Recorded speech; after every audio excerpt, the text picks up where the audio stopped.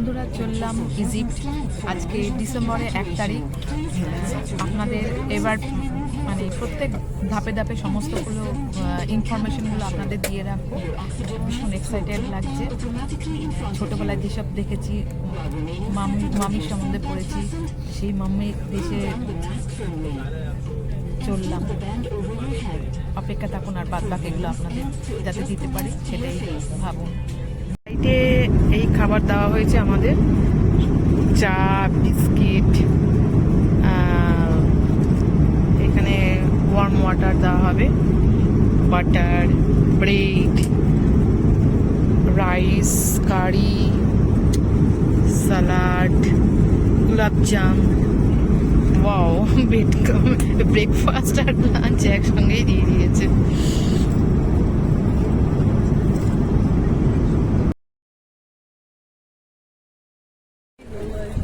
আমরা এইমাত্র নামলাম কায়রো এয়ারপোর্ট থেকে। এখন বাজে 4:48। আমাদের এখানে এসেছে, হোটেল থেকে লোক নিতে এসছে, ট্যাক্সি ঠিকই আছে। এখান থেকে আমরা যাবো কায়রো হোটেলে।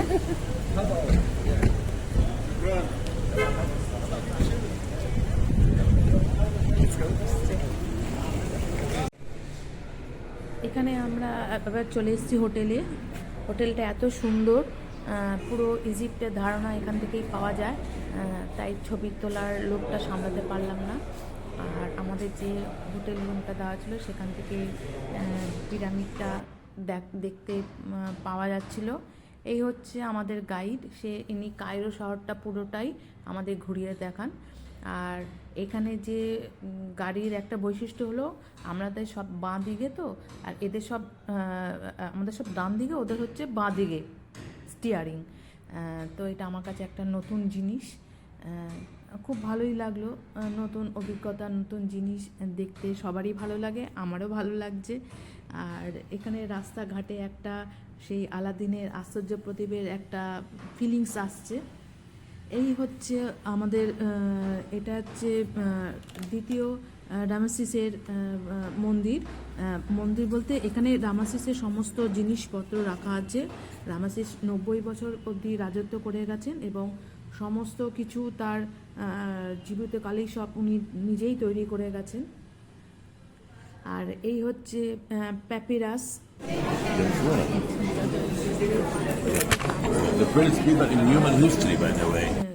লেখা, ওদের লেখা শুরু হয়েছিল এটা হচ্ছে ক্যালেন্ডার, আরবিয়ান ক্যালেন্ডার,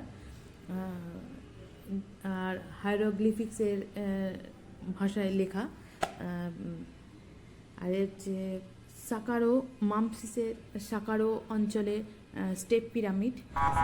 এই আমরা চলে এলাম গিজাতে পিরামিড দেখতে। দারুণ সুন্দর, অদ্ভুত একটা ফিলিংস আসছে।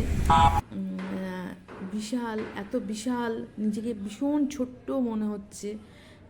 আর এত ধাপে ধাপে এই পাথরগুলো সাজানো আছে যে কোনো জয়েন্টে কোনো মানে প্রেশার দিয়ে এই পাথরগুলোকে আটকানো হয়েছে।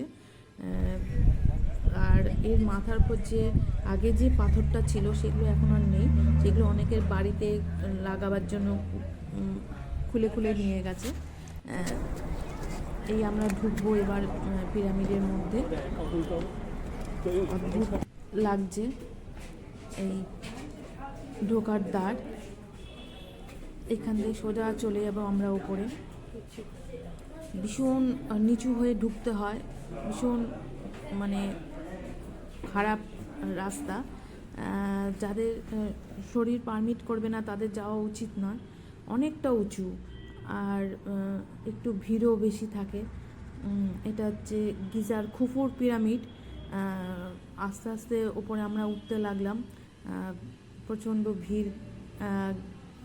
তারপরে রাস্তাটা, সিঁড়িটাও ভালো না, তাই ধৈর্য ধরে, একটু অন্ধকার, ধৈর্য ধরে আস্তে আস্তে উপরে উঠতে থাকলাম।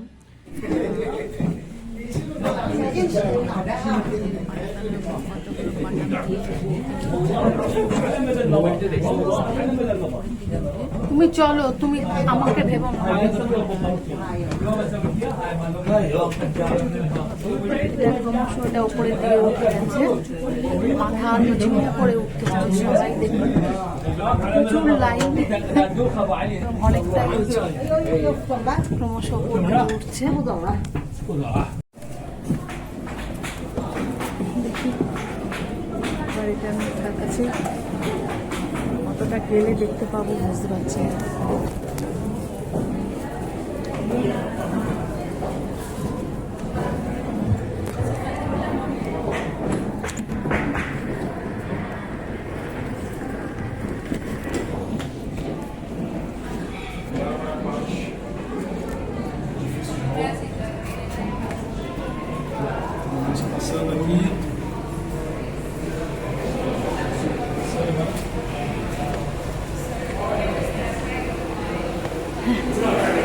অবশেষে এসে পৌঁছেছি।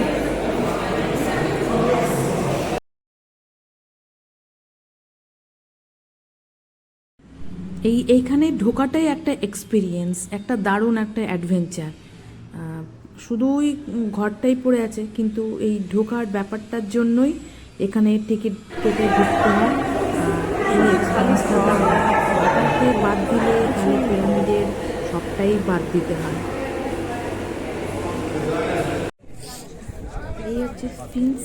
স্ফিংস কথাটার অর্থ হলো সিম্বল অফ ফারাওস পাওয়ার।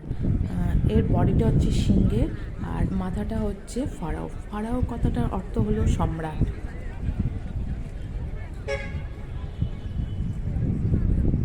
এই রেস্তোরাঁটা খেতে এসেছি,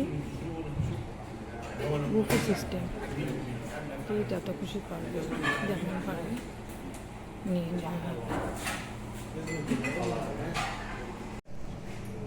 নুডলস, রাইস, চিকেন, আর একটা কি সবজি জানি না, ব্রোকলি, পোট্যাটো, স্যুপ, সব কিছু অল্প অল্প করে নিয়েছি টেস্ট করার জন্য। এরপরে আমরা এলাম ফোর্ট্রেস অফ ব্যাবিলন। এটা হচ্ছে কায়রো শহরেই অবস্থিত। লোয়ার এবং মিডল টাইমে মিডল ইজিপ্ট টাইমে এটা প্রতিষ্ঠা হয়। ভীষণ সুন্দর। এটা রোমান টাইমে এটা প্রতিষ্ঠিত হয়। খুব ভালো আর সুন্দর। আর এর পেছনে অনেক গল্প আছে। এমনি পুরো ইজিপ্টের সমস্ত কিছুই তো গল্প মতনই, সবই গল্পের মধ্যেই, মানে এখানে যা দেখবেন সবই গল্পের মধ্যেই আপনি পাবেন। গল্পের আপনার জানা গল্প, কিছু অজানা, কিছু জানা। আর এর স্থাপত্য আর এর কারুকার্য আর এখানে যেসব লেখা আছে সেগুলো দেখলে আপনি দেখতে দেখতে আপনি পুরোনো দিনে চলে যেতে পারবেন। এবার আমরা চলে এলাম ন্যাশনাল মিউজিয়ামে ইজিপ্টের। এখানে সমস্ত কিছু আপনারা দেখতে পাবেন, কিভাবে মমি তৈরি হলো, কিভাবে মমি মানে তৈরি হয়, বা মমির যে বক্সটা কিভাবে তৈরি হয়, এখানে যাবতীয় সব কিছু দেখানো হয়েছে। আর এখানে তুতেনখামের যেসব মুকুট, সোনার মুকুট, সিংহাসন, ওনার ব্যবহৃত জিনিসপত্র সবই এখানে আপনারা পাবেন। আর যত দেখবেন ততই আশ্চর্য হবেন। এত মানে সোনার, মানে ভারী ভারী সোনার জিনিস যে ভাবলেও অবাক লাগে। সেই সময় মানুষরা কিভাবে এখানে কাজগুলো করত আর কিভাবে তাদের যে মনের ভাবটা, মানে ওরা এভাবেই প্রকাশ করতে পারতো।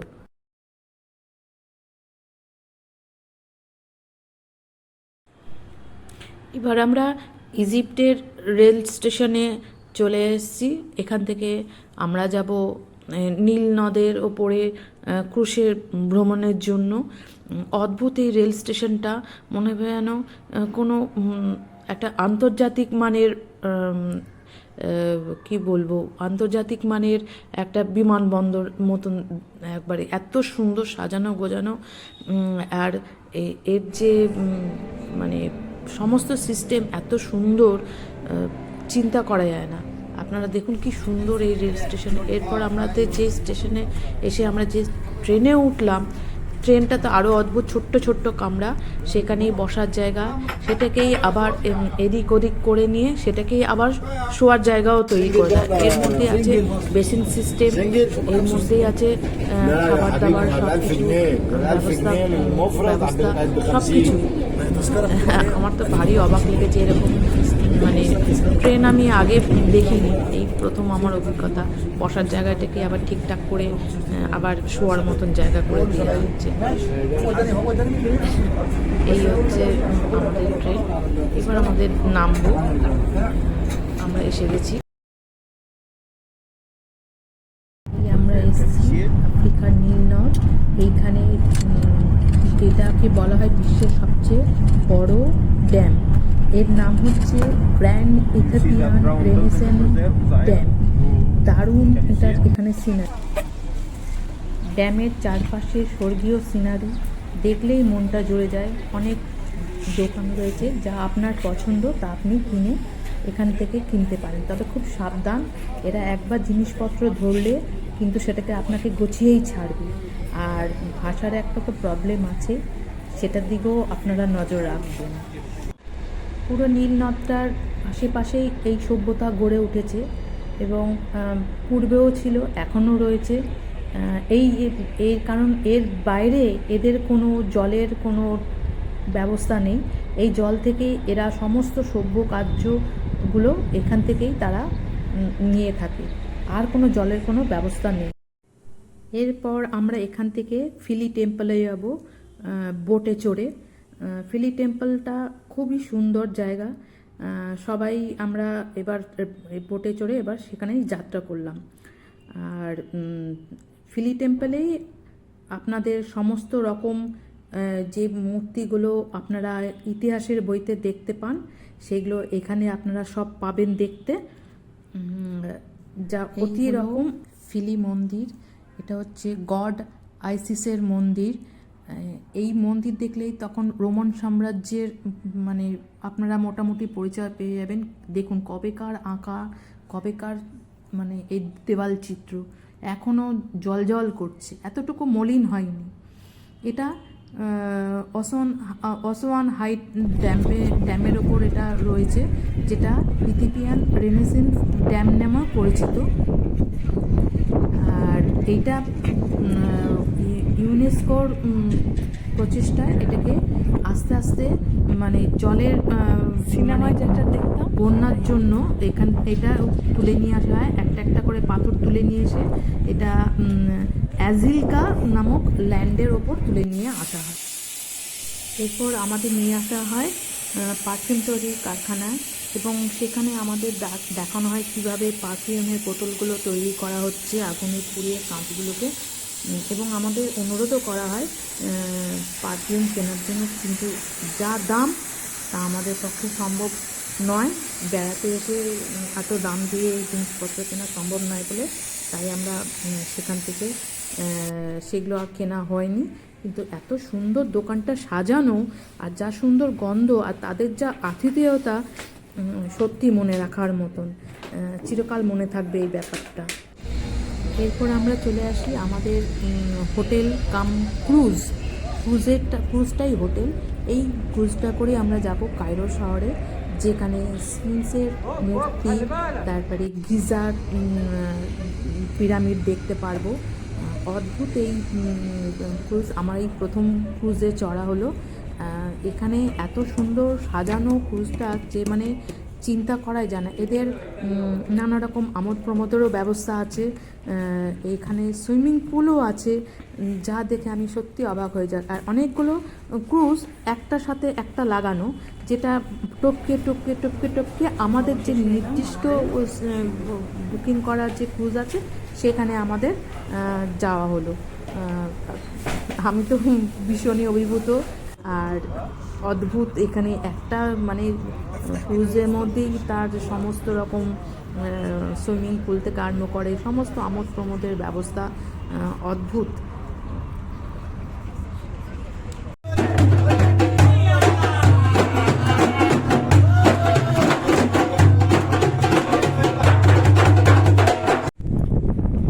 এবার আমরা আসি আবু সিম্বল টেম্পলে। এই যে বিশাল বিশাল মূর্তি, সেখানে আমাদের নিজেদের কয়টুকুনি লাগছে দেখুন। অদ্ভুত এই সিম্বল, এই মন্দিরের সব মূর্তিগুলো, যেগুলো নদীর পাশেই ছিল, কিন্তু একটা একটা করে নদীর উচ্চতা বাড়ার জন্য একটা একটা করে পাথর নিয়ে এসে সেগুলোকে আবার অন্য জায়গায় স্থাপন করা হয়। আর এখান থেকে এগুলোকে দেখলেই বোঝা যায় যে মানে ইজিপ্টিয়ান পাওয়ারের কথা মনে করিয়ে দেয়। আর এর গায়ে যে কাজগুলো রয়েছে, যার কালার এখনো পর্যন্ত তার কোনো রকম নষ্ট হয়নি, মানে এতটাই অদ্ভুত। মানে আমার মনে হচ্ছে পুরো ইতিহাসের পাতাগুলো আমার চোখের সামনে আস্তে আস্তে খুলে যাচ্ছে। মানে আমার একটা চরম পাওয়া এটা আমার কাছে। এটা কার্নাক টেম্পল। এটা 2000 বছর আগেরও বেশি আগে এই মন্দিরটা তৈরি হয়েছিল। এটা ইউনেস্কো ওয়ার্ল্ড হেরিটেজ আন্ডারে এটা রয়েছে। এটার 134 কলাম আছে এখানে। এটা লাক্সারে অবস্থিত। 54,000 স্কোয়ার ফিট নিয়ে এই পুরো মন্দিরটা তৈরি। এটা তৃতীয় রামানুজের আমলে হয়েছিল। এরপর আমরা চলে আসি হাতিসপুত মন্দিরে সামনে। এটা হাতিসপুত মন্দিরটিও, টেম্পলটিও লাক্সারে অবস্থিত। ভোর 6টার সময় এখানে আসতে হয়। বেলুন রাইডটা দারুণ এক্সপিরিয়েন্স, দারুণ অ্যাডভেঞ্চার।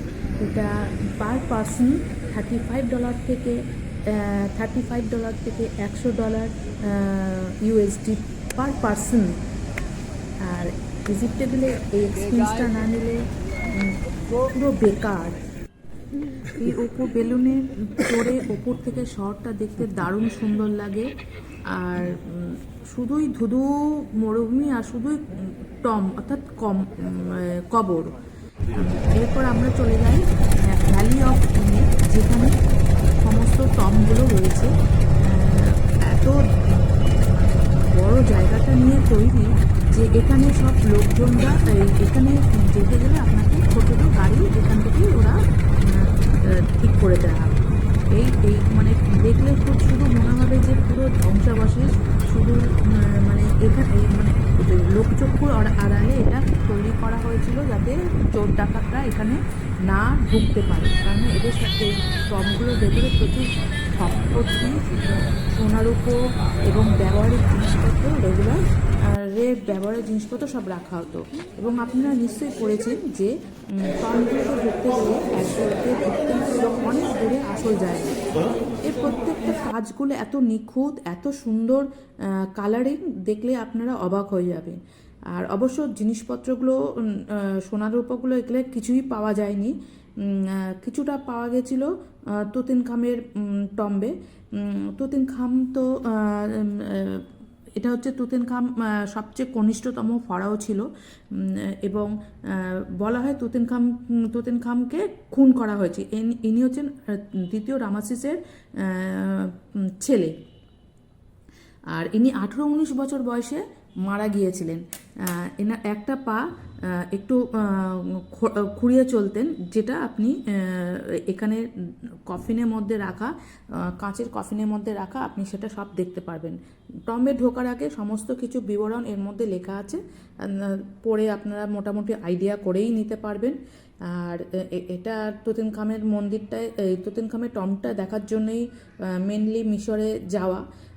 কেননা এখানে অদ্ভুত রকম ফিলিংস আসে যে এত বছরের পুরনো কিভাবে তাদের সেই বডি এখনও, যদিও সেটা নানা রকমভাবে কীভাবে ওরা মানে সংরক্ষণ করতো বডি, সেটা সম্পূর্ণভাবে লেখা আছে ডিটেলসে।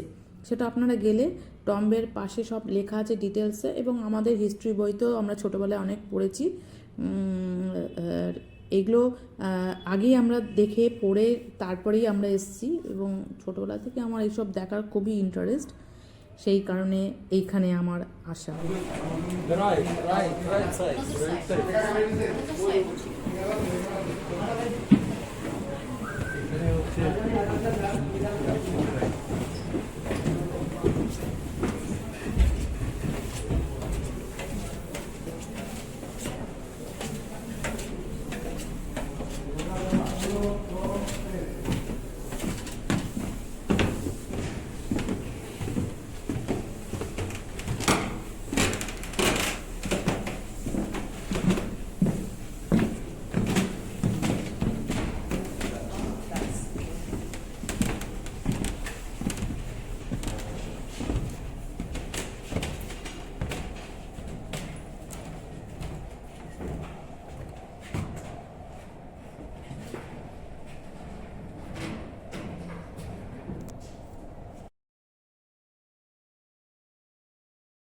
এরপর আমরা আসি